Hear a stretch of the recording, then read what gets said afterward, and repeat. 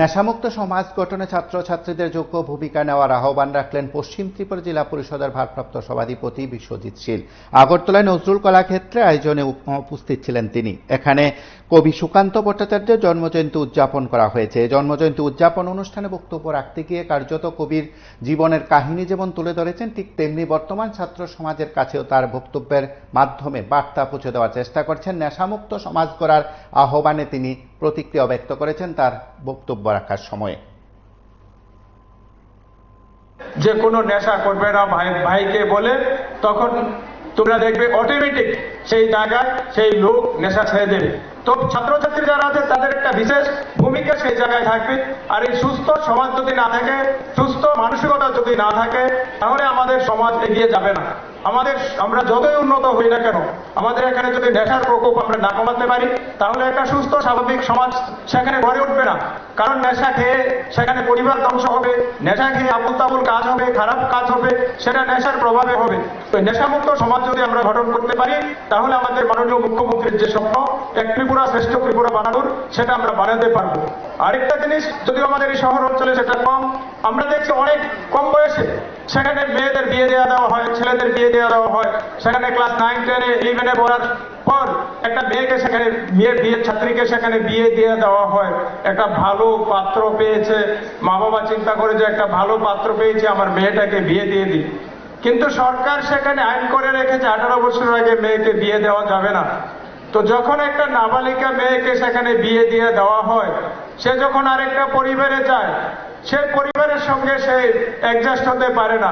তারপরে দেখা যায় সেখানে সে একটা বিশ্রী পরিবেশ সৃষ্টি হয়। তাছাড়া সে বিয়ের জন্য মানসিক বা শারীরিকভাবে প্রস্তুত হয় না। সে আরেকটা পরিবারে গিয়ে তাদের সঙ্গে মিলেমিশে তাদের যে মানসিক বা শারীরিক চাপ পড়ে, সেটা সে সহ্য করতে পারে না। তারপরে দেখা যায় যে সংসারে একটা অশান্তি নেমে আসে। তো তার জন্য আমাদের ছাত্রছাত্রী যারা আছে তাদেরকে সতর্ক করতে হবে।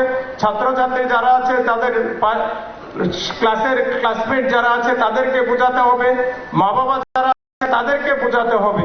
আজকে আমি 14, 15, 16 বছরের যদি একটা মেয়েকে বিয়ে দিয়ে দেই, তার জীবনটা হয়তো আমি ধ্বংস করে দিলাম, এটা আমি অভিভাবক হয়ে বুঝতেও পারি না। কারণ আমার 15, 16 বছরের যে মেয়েটা, হয়তো সে ডাক্তার হতো বা ইঞ্জিনিয়ার হতো বা আরো কোনো বড় পোস্টে যেত, আমাদের এই সমাজকে রক্ষা করত, সমাজকে সেবা করত। কিন্তু তার থেকে বঞ্চিত করে আমি কোনো চেষ্টা না করে তাকে আমি একটা ছেলে ধরে তাকে বিয়ে দিয়ে দিলাম। এটা যাতে আমাদের সমাজ থেকে মুক্ত পায়, এটা যাতে আর না হয়, তার জন্য আমাদের যারা ছাত্রছাত্রী আছে, অভিভাবক আছে, শিক্ষক শিক্ষিকা আছে, তাদের সেখানে একটা ভূমিকা নিতে হবে। তো আমাদের জীবনে কিছু করে যেতে হবে। আজকে কবি সুকান্ত যদি কিছু করে না যেত, আজকে যদি উনি আমাদের কবিতা লিখে না যেত, উনি যদি সাহিত্য চর্চা না করতেন, উনি যদি কোনো কিছু না করতেন, সমাজের জন্য কাজ না করতেন, আজকে 99তম বছরে এসে আমাদের কি ওনাকে সেই স্মরণ করার দরকার ছিল? এই সময় তো আরো অনেক লোক জন্মগ্রহণ করেছিল, অনেক লোক পৃথিবীতে এসেছিল, কিন্তু কই কারোর তো সেখানে নাম নেওয়া হচ্ছে না। তো আমি ছাত্রছাত্রীরা অনেকক্ষণ যাবৎ বসে আছে, সাংস্কৃতিক অনুষ্ঠানও শুরু হবে। আমি একটাই অনুরোধ রাখবো যে তোমরা মানুষ, আমাদের এই জীবকুলের মধ্যে শ্রেষ্ঠ জীব হচ্ছে আমাদের মানুষ কুল, মানব কুল। তো সেই কুলে যাতে আমরা এসেছি, কিছু না কিছু আমরা করে যাব, কিছু না কিছু আমরা রেখে যাব, যাতে আমাদের মৃত্যুর পরও আমাদের এলাকার লোক, আমাদের রাজ্যের লোক, আমাদের দেশের লোক আমাদিগকে স্মরণ করে, আমাদিগকে মনে রাখে। আমার পাড়ার লোক যাতে বলে যে না, এই ছাত্র জীবন থাকতে আমার এই পাড়ার ছাত্রটা, অমুকের ছেলেটা বা অমুক লোকটা এই সমাজের জন্য অনেক কিছু করেছে, পড়াশোনার পাশাপাশি সমাজসেবা করেছে, সমাজের জন্য ভালো কাজ করেছে, এলাকা একটা সুন্দর পরিবেশ সৃষ্টি করেছে, এই কথাটুকু যাতে সবাই বলতে পারে, তার জন্য সেখানে কাজ করতে হবে। কবি সুকান্ত ভট্টাচার্যের 99তম জন্মজয়ন্তী, সেই উপলক্ষে আমাদের এই নজরুল কলাক্ষেত্র হলে যে অনুষ্ঠান, সেই অনুষ্ঠানে উপস্থিত আছেন আমাদের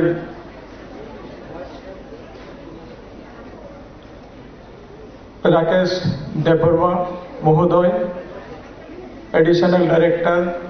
উপস্থিত আছেন আমাদের পশ্চিম ত্রিপুরা জেলার শিক্ষা অধিকর্তা পল্লবকান্তি সাহা। উপস্থিত আছেন আমাদের সুব্রত বাবু। উপস্থিত আছেন আমাদের মৃদুল বাবু এবং আমার সামনে যারা আছেন আমাদের বিভিন্ন স্কুল থেকে আগত আমাদের প্রধান শিক্ষক শিক্ষিকা এবং অন্যান্য শিক্ষকগণ এবং যাদেরকে নিয়ে আজকের এই অনুষ্ঠান, আমার প্রিয় ছাত্রছাত্রী এবং আমাদের মিডিয়ার বন্ধু যারা এসেছেন এবং অন্যান্য যারা এসেছেন, প্রত্যেককে আমাদের পশ্চিম ত্রিপুরা জেলা পরিষদের পক্ষ থেকে এবং আমার ব্যক্তিগত তরফ থেকে আজকের এই শুভ দিনে অনেক শুভেচ্ছা এবং অভিনন্দন জ্ঞাপন করছি। তো আমরা কবি সুকান্তের 99তম জন্মবার্ষিকী আমরা পালন করছি। আগামীকাল ওনার জন্মদিন ছিল। তো আপনারা জানেন আগামীকাল আমাদের 79তম স্বাধীনতা দিবস। তো সেই জায়গায় অনুষ্ঠান করা সম্ভব হবে না, তাই একদিন আগে সেখানে সেটা পালন করা হচ্ছে।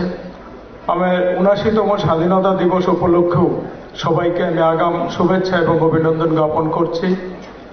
তো আমরা আজকে কবি সুকান্তকে নিয়ে সেখানে আমাদের পশ্চিম ত্রিপুরা জেলার শিক্ষা অধিকর্তা বিস্তারিত বলেছেন। আমি একটাই অনুরোধ করব, কবি সুকান্ত 21 বছরে যা করে গেছে আমাদের সেইগুলি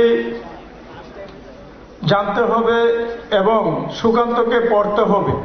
না হলে আমরা জানবো না সুকান্ত এত কম বয়সে কি করে এতগুলি কীর্তি তিনি রেখে গেছেন, কি করে এত সেখানে সাহিত্য বলুন কবিতা বলুন লিখে গেছেন, যুবকদের অনুপ্রেরণা জুগিয়েছেন, স্বাধীনতা সংগ্রামে সেখানে মদত জুগিয়েছেন, কিভাবে ক্ষুধার্ত মানুষ যারা আছে তাদের সেখানে খাদ্যের ব্যবস্থা করতে হবে, না হলে পৃথিবীতে কোনো কিছুই সেখানে সুন্দর লাগবে না, সেটাও বলেছেন। তো এত কম বয়সে এতগুলি মানে কবিতা বলুন সাহিত্য বলুন গল্প বলুন অনেক কিছু আমাদের জন্য রেখে গেছেন। তো আমাদের সেইগুলো অনুসরণ করা উচিত। আমরা আজকে যারা ছাত্রছাত্রী আছে আগামী দিন তারাই এই দেশকে নেতৃত্ব দেবে। তাদের মধ্য থেকেই আমাদের এখানের দেশের প্রধানমন্ত্রী হবে, কেউ রাষ্ট্রপতি হবে, কেউ মুখ্যমন্ত্রী হবে, কেউ মন্ত্রিসভার সদস্য হবে, কেউ এমএলএ হবে, কেউ ডাক্তার হবে, কেউ ইঞ্জিনিয়ার হবে, বা কেউ অন্যান্য পেশায় যাবে, আইএস হবে, আইপিএস হবে, কেউ আরো বড় বড় জায়গায় যাবে। তো সেই জায়গায় যেতে গেলে আমাদের এই ছাত্র জীবনই হচ্ছে সঠিক সময়, যেখানে আমাদেরকে গড়ে তুলতে হবে, আমাদেরকে প্রতিষ্ঠিত হতে হবে। তো ছাত্রছাত্রী যারা আছে শুধু আমি ছাত্র, আমি পড়াশোনা করে আমি নিজে প্রতিষ্ঠিত হব, সেই ভাবনা চিন্তা আমাদের মধ্যে রাখলে চলবে না। যেটা কবি সুকান্ত যদি বলতো যে আমি ছাত্র আছি, আমার কবিতা লেখার কি দরকার, আমার সাহিত্য লেখার কি দরকার, আমার স্বাধীনতা আন্দোলনে যুবকদের অনুপ্রেরণা জাগানোর জন্য কবিতা লেখার কি দরকার, আমার গরিব মানুষের জন্য কিছু করার কি দরকার, আমি আমার মতো আছে, আমি পড়াশোনা করে আমি নিজেই প্রতিষ্ঠিত হব। কিন্তু যত মহান ব্যক্তিরা আছে আজকের দিনে আমরা যাদেরকে স্মরণ করি, আজকের দিনে আমরা যাদেরকে নিয়ে চলি, যাদের আদর্শে আমরা বাঁচি, তারা দেখবেন তাদের নিজের স্বার্থ না, সমগ্র স্বার্থটা দেখেছেন সমগ্র মানুষের, সমগ্র আমাদের জাতির স্বার্থ সেখানে দেখেছেন। তার জন্যই আজকে আমরা এত ভালোভাবে চলতে পারছি। আজকে যদি স্বাধীনতা ইংরেজ আমলে যদি স্বাধীনতা আন্দোলন না করত, আমাদের যারা বীর সেনারা ছিল, স্বাধীনতা যোদ্ধারা ছিল, তাহলে হয়তো আজকের দিনও আমরা পরাধীনই থাকতাম।